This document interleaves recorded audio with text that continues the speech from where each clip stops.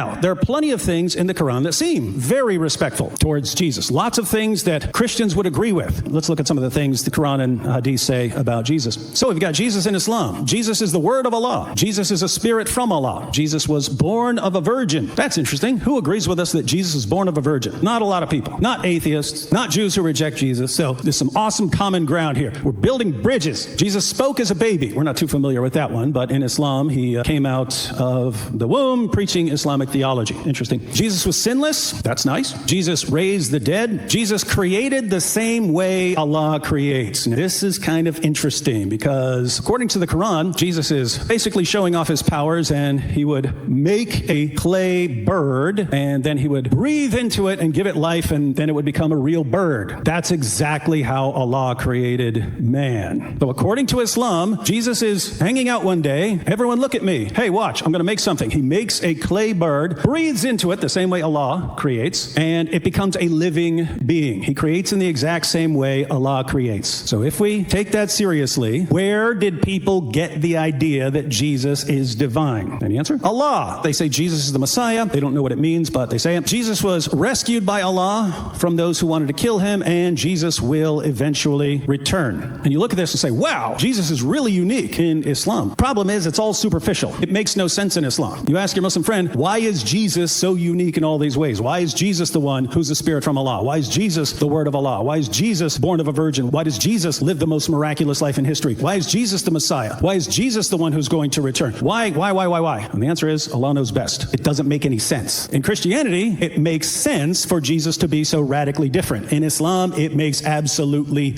no sense whatsoever. You'd have to say, if Allah is making Jesus so amazingly unique in all these ways, even creating in the same way that he creates, can you actually blame people for thinking that Jesus is radically different from everyone else, including prophets? It's kind of on Allah, right? Allah convinced people of Jesus' death, resurrection, and deity.